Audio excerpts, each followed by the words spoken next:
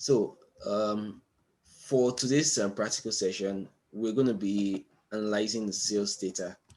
So I've imported the four main libraries, but I did not use Seaborn. So the libraries I used the most was, okay, I used Seaborn once, I guess. Yeah, but this is the three main library I used. First and foremost, what you do is to, Sorry, please. What's Matplot library? I must have missed it from any of the classes I missed. yeah, Matplot is for data visualization. You have to, like, Matplot is for visualizing data. So everything I plotted here, they are all from Matplot.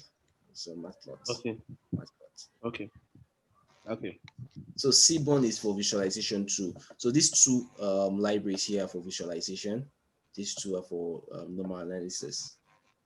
okay, So after importing the libraries, I loaded the data. So it's an Excel sheet. That's why I use read Excel, and I use a sheet name. So the reason why I use a sheet name, this is the Excel sheet. It contains different sheets. So the Excel file contains different sheets. It has a sheet for instruction. It has a sheet for order and sales order. It has another sheet for sample number and my links. So this is a free sample data I got online. And let's assume I did not put this sheet name and I run this data. It's gonna use the first sheet which doesn't contain the data I want. So the first sheet is instructions. So I need to specify the sheet number, a sheet name to get the data I want. So I read my data with dot head. So dot head kind of set a limit to the number of data to be displayed. So dot head without a number reads the first five, but if you want to read the first 10, just pass in 10 as a parameter here. So it's going to read the first 10. So the first type of visualization I talked about was the key matrix. Now I want to check the total number of the sum of the units. I use the data frame dot unit dot sum. So it gives me the sum. So this is what you can display in your card. Or you want to check the mean, the average, you use the mean. So you can display this in your card. Over here, you can create a table. So you want to get a summary of your data, like in terms of the mean. You can create a table for that. So what I'm doing, I'm grouping this data by the region. So we have three regions, but they're repeating themselves. So I'm group it by the region. So one region will appear the most. And if you're grouping by a particular column, any other column that are categorical disappears. So it's just be this column and then your numerical values. So I'm using the group by and then checking the mean. So it picks this region, um, select the unique values, and then check the mean of this unit cost and total against that unique value. So you're having it here. So I want to get a summary of the whole data. So I use describe. So you can pass include all, I guess, to get everything. Yeah. So with that include all picks only the numerical variable. So if you pass include all, it puts both the numerical and category, in fact, all the columns for you.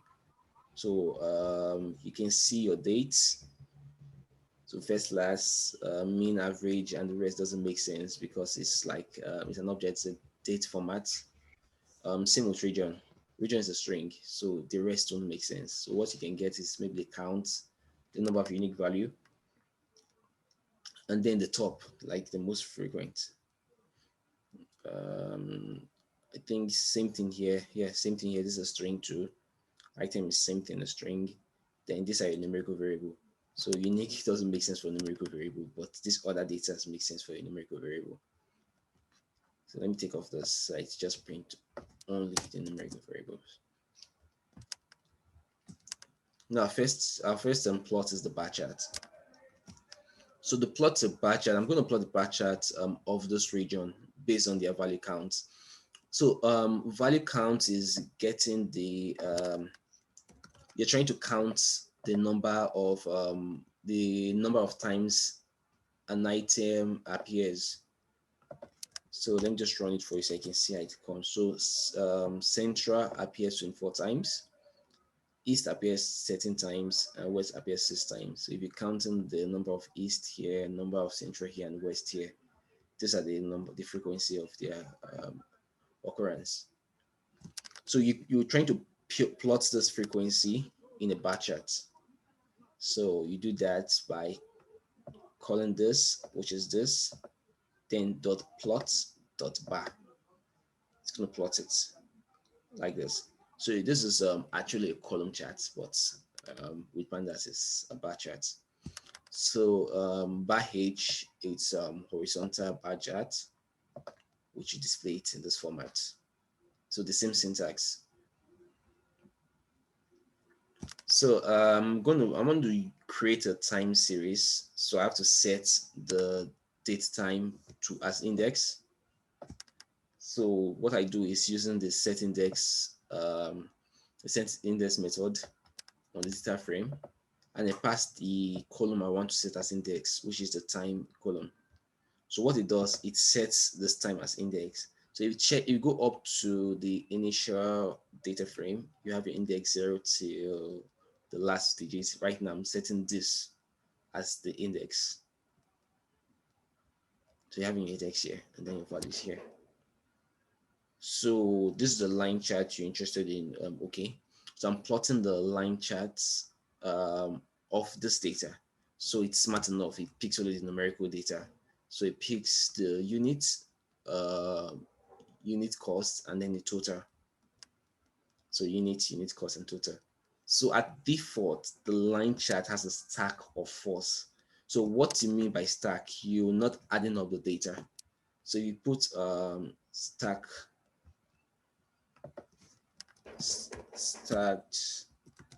equals to true. It's going to add up the data. Sorry, what's the issue? Stack first, stack true. I haven't run some data. Okay, sorry, I did not run this data. So let me run this date time, run the head, and then run this again. Cool. Now it's stacking it. It's adding the data together, so no data will cross. So with the stack true, no data will cross because you're adding the data up together. So the highest data can do is to touch, but no data will cross. Now with this, you see the difference. Hey. Yeah, Paul, you can speak. Yeah, you're using are you using both the pandas and the matplotlib, or No, using this only is pandas to? no, this is I'm using both pandas and matplotlib. So this is the matplotlib. Okay. Because normally when I plot, I just use the matplotlib function, then I pass in the. Okay, that's that format. Yeah, you can also do that. I think I used it towards the end, but this for illustration purpose. That's why I'm using the shorter version. You're talking about this, right? We can set your Yeah. plot dots with that subplot, or just create your plot before visualizing. This for illustration purpose, so I'm just making it simple. So we just stack this. So now back to this. For area graph, stack true is default. So if you create your area graph without the stack, it's gonna stack it for you. It's gonna be thick, but each value will be stacked on top of each other. So you have to set false. So once you set your stack false, it makes it transparent so I can see the different area graphs. So they don't add up. So this is another form of, this is the value count I was telling you about.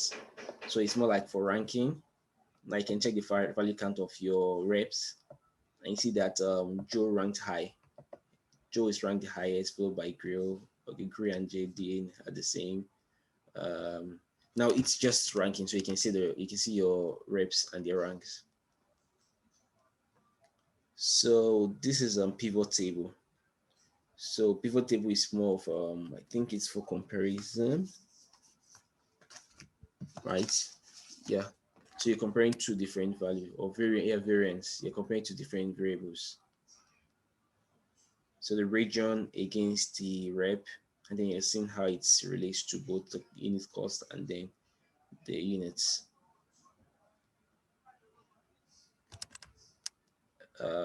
We've jumped to histogram. Before histogram, we could have done something. Yeah, this is what I was talking about. Now this is the line and the bar charts for same analysis. So now you're using the costs as your line graph and using your unit as your bar chart, but I'm plotting it against the average. So I'm grouping by the region, but checking the mean. Afterwards, I'm using the line graph and then the bar chart for it. Now back to the histogram.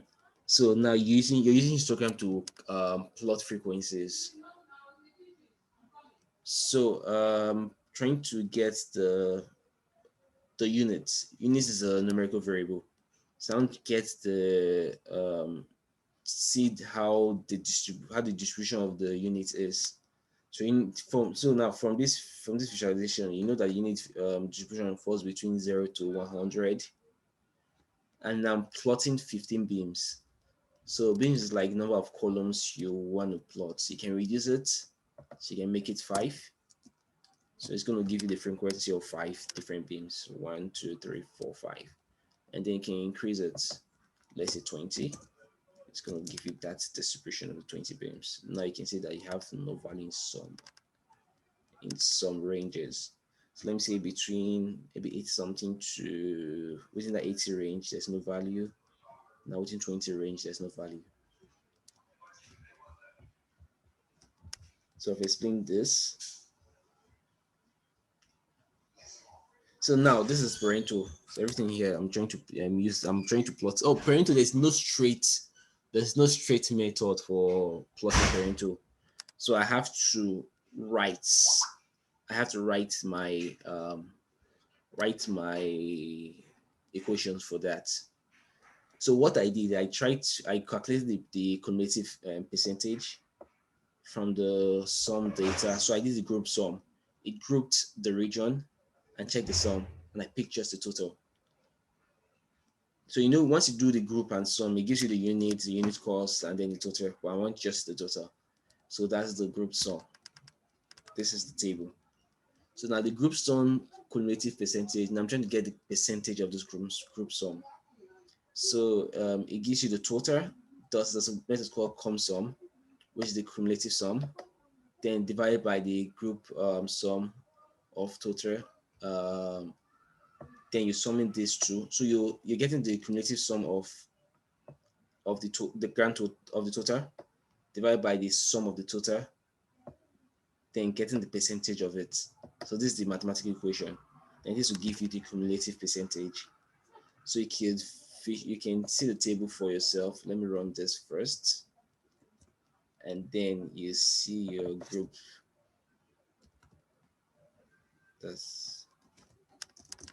Now it has a cumulative percentage. So ignore this. I wrote cumulative with this percentage sign initially. For change to cumulative percentage. So notice they are the same. Now you have a total. You have a cumulative percentage. Now I want to plot a graph of the cumulative percentage and then the total. So cumulative percentage is now the line graph, and total is the bar chart. So it's something quite similar to this. But we're going to plot it differently because it's going to be having two different axes in one plot. So the axes are kind of similar because it's the same range, but here the axes are different because this is between 0 to over 10,000, while this is percentage from 0 to 100. So with this, we're going to use this method called twin index. So you're trying to tell the visualization that you're using two different type of indexes. So it will keep your first index and then to put your other index here. So you're creating your first bar chart, which is this AX, and then your second chart will be your line chart, setting the color and then the markers. So after that, you plot it and then you get this visualization. So over here, I'm plotting the pie chart. Same thing, I'm plotting pie chart of the value count of the region. So your value count and then .py, plots.py gives you the plot. I don't know if pandas has the donut charts. Let's check that. Pandas donut charts. Okay, I'm afraid it's just a pie chart. It's not customized. Let me check. Okay, no, it's not. I'm not sure this from pandas. So back here. So this is your pie chart. Now with the scattered plot, scattered plot won't make sense with this data because I think it's few. But let me try the scattered plot with, not with the value count, but with the main data, if it will make sense. Okay, yeah. Now we have more data points. Cool. Notice that the data is there's no correlation in the data, so it's just flat. It's just flat. So with this, you can check the correlation between your data. So this with this we've touched like almost every form of visualization we wrote here. So open to questions. Any question?